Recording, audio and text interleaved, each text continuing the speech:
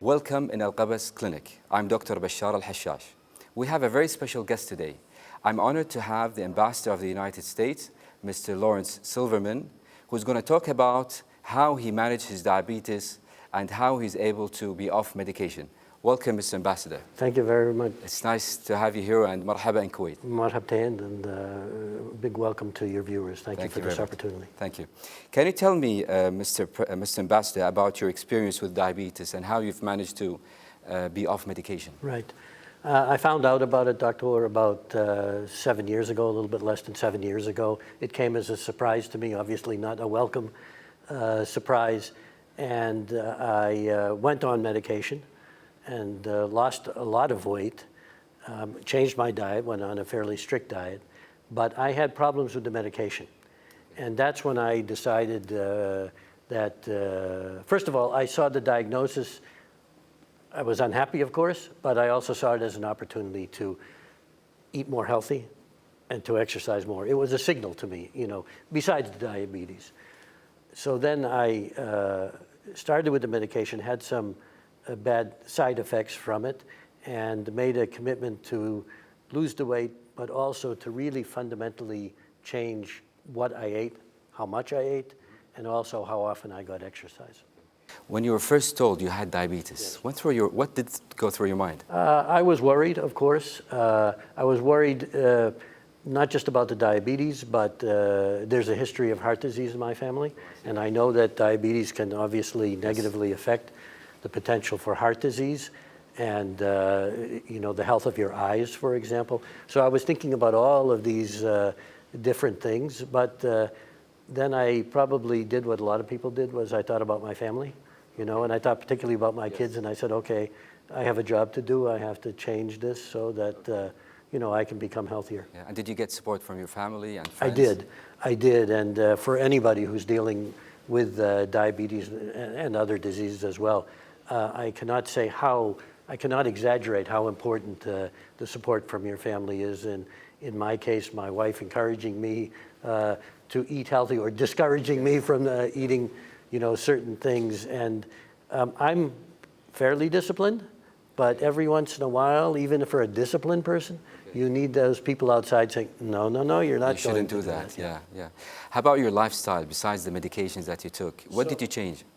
You know, Doctor, I really like to tell people, for me, and I'm really just speaking about me, I'm not saying how everybody should deal with this, but I am saying how I dealt with it, and so far, knock on wood, it's worked for me, which is, you don't go out and all of a sudden say, okay, I have to go run a marathon, you know? Yeah. Shway shway. You just do a little bit at a time, because if you try to do extreme things, first of all, you don't need it, and secondly, you won't be able to sustain that over time. So I looked for small ways. What do I mean? If I'm in a building and I have maybe 2 floors to go, I don't go to the elevator, I go to the stairs, you know, or I consciously take a break and you know, walk around or whatever I'm doing. I use an exercise bicycle if I'm not able to ride outside on a bicycle. But it's not a heavy regime, it's more getting used to lifestyle. And putting up in your brain, I need to move around. Even getting up from your desk and walking around, yes, you know? Exactly. Yeah. At what stage did you really believe that you could manage your diabetes during these events? Right. I think the first positive sign was that when I would exercise and then test myself, I saw a big difference. Okay? So then I knew that, yes, medication can do it, but also exercise can do it. Then, it took a little while after the diet and the change, and I was doing the periodic every 3 months, testing the hemoglobin A1C level, and I could see the difference. And then I used to do a little experiment on myself. Go off it, you know, eat a little bit more just for a day or something like it, and then you would see that the numbers rose back up again. So it was very clear to me from a clinical test of 1, you know, that this was not, you could manage this, and you had some control over it. Okay.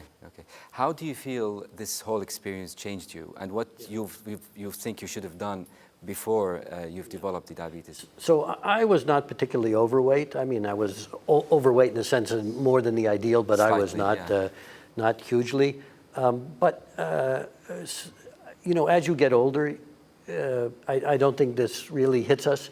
But when you get a diagnosis like this, it really does make an impression on you that, you know, your body changes. You're not the same person that you were when you were 30, you know, or 40 even. And you just need to take better care. And you can't eat to excess. I mean, little tricks almost that I would do, because part of this is, of course, psychological, and you're using your brain. And so one of my doctors once told me, or the nutritionist once told me, okay, so you're eating something, just leave 2 bites on your plate. You don't have even to though you it. want it. Yes. Teach yourself that you can't have everything. But that's not a big sacrifice to leave 1 or 2 bites on the plate. There are certain foods that I just cut out because I know that they are just not good for you. Yeah, they don't have nutritional value, and you will not benefit from them. So. And I have, as I said, a family history of heart disease. I lost my father when he was 60, and he had had his first heart attack when he was much younger than that. So, you know, those things make an impression on you. Would you like to advise families who have, for example, obese children, or if they are obese themselves, about the future of their health and what they should do or shouldn't do? Well, let me put it this way, and again, talking about myself, talking about my family and my children, but if I think about it, when you're 50 or 60, it may be harder to exercise more, except, as I say, I'm not talking about exercising, going out and jogging miles and miles. There are very small things that you can do that, you know, that do make a difference, but do not mean that you have to go from not having been athletic to all of a sudden being an athlete that's doing. It doesn't require that. It just requires getting out and moving.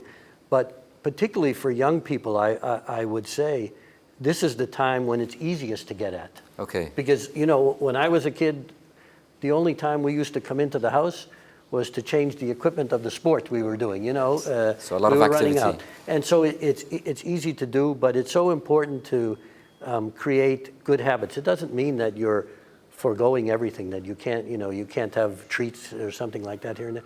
But watch yourself, you know, do things in moderation, you know. Be careful about some things that really aren't really healthy for you. Yes. And it's much better never to get the disease, obviously, than to have to deal with it, you know, later through medication or otherwise. So I think getting at it, the younger you get at it, the younger you create good habits, you know, so that when you're older, we're never having this discussion of diabetes. And even if, for example, if you had diabetes, is it the end of the world? No, absolutely not. You know, as I said, I was quite concerned when I first got the diagnosis, but then I read about it more, and I said to myself, no, this is a challenge. It's an opportunity to make myself healthier. I think I'm healthier generally because of what I did after I got the diagnosis than I would be otherwise. So I'm not just talking about diabetes. My weight is better. I can have more energy. You know, if you have other muscular problems, for example, if you've lost weight, then you've helped your body in all kinds of ways, that you're not carrying that weight around with you. And even forget about the diabetes. If you're not carrying a lot of weight, then maybe you are preventing any onset of heart disease. Some patients believe that if you take medications, then you're free to eat whatever you want. Yeah. What do you think? I think, well, first of all, there's the issue in my case, which was I was taking the medication, and it had other side effects, which were not good.